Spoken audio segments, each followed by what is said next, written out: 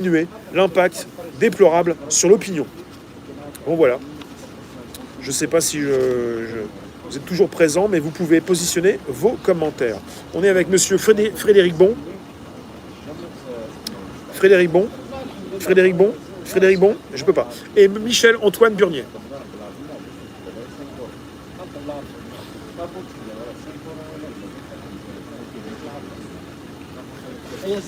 La technique utilisée par M. Delors en juin 1982 fut dans ce domaine. On est avec l'édition Ballon. Ballon. Alors chacun sa vie, moi je continue. Alors, la technique utilisée par M. Delors en juin 1982 fut dans ce domaine proche de la perfection. La création d'un carnet de change obligatoire. La création d'un carnet de change obligatoire couronna heureusement l'édifice en donnant à la population un avant-goût de rationnement et de fermeture des frontières. On allait même jusqu'à faire passer un frisson de goulag en invitant les Français à des vacances bon marché dans des camps militaires. Il reste enfin à entourer la dévaluation de démentis qui ne sont crus par personne et de proclamations péremptoires aussitôt infirmées par les décisions prises. Le simple mensonge du type « Il n'est pas question de dévaluer le franc » où une telle mesure n'a été ni envisagée ni étudiée, formulée au moment même où se réunissent les ministres concernés, n'est pas d'une très grande efficacité. Car l'opinion peut penser que de telles déclarations ont été faites dans le but louable d'arrêter la spéculation. Je finis. La déclaration attribuée à M. Mauroy, « Je ne serai pas l'homme d'une troisième dévaluation », est plus heureuse. Elle permet, le jour venu, d'accréditer l'idée que le gouvernement n'a pas de parole. Il semble toutefois que les polémistes ont surestimé le talent du maire de Lille.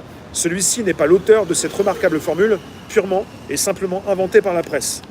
Enfin, l'efficacité est maximum lorsque le gouvernement donne l'impression de l'incertitude et de la confusion, lorsque les déclarations et les rumeurs les plus opposées se propagent, lorsque tous les responsables, et d'abord le premier d'entre eux, manifestent leur impuissance devant la tourmente monétaire. L'attitude de M. Mitterrand au mois de mars 1983 illustre bien cette suprême habileté. Pendant plus de 10 jours, le chef de l'État entretint le doute sur ses intentions. Se propose-t-il de changer le Premier ministre ? Enverra-t-il à l'hôtel Matignon M. Delors, européen convaincu, ou M. Bérégovoy, favorable, dit-on, à une politique protectionniste ? La France gardera-t-elle sa place dans le système monétaire européen ou le gouvernement laissera-t-il flotter le franc ? Cette confusion, soigneusement encouragée, donna à chacun le sentiment que la France n'était plus gouvernée. Vous savez, quelque part, on est parti avec beaucoup de choses qui se répètent. On est en plein là-dedans, avec, toujours, comme je viens de vous lire, il n'est pas question de dévaluer le franc.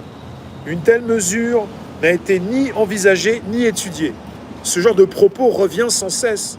Et ensuite, on vous dit les mots. On vous dit qu'on ne le fait pas, qu'on ne l'a pas réfléchi, qu'on ne l'a pas étudié, que ce n'est pas sur la table, qu'on n'est pas parti avec une feuille de route. Mais ils vous disent les mots. Et ces mots reviennent régulièrement, comme des images que vous pouvez consulter en ce moment, avec ce qu'on vous propose de faire dans les prochaines semaines, sans vous dire les mots. Là, on est parti avec de l'incurie, chapitre 4, comment faire des dettes judicieusement. Je vais vous laisser dans 5 minutes, mais je commence un petit peu à vous lire ce passage, page 40. La mise en œuvre, ça va borne, d'une politique systématique d'endettement public reste un sujet controversé parmi les stratèges de la défaite électorale. L'instrument est puissant, mais de maniement délicat. Il aboutit comme souvent à l'inverse du résultat recherché. À court terme, le recours à l'emprunt, surtout lorsqu'il est utilisé pour financer une politique de gaspillage des fonds publics, permet au ministre de l'économie de développer une image de marque détestable et une solide réputation d'incompétence.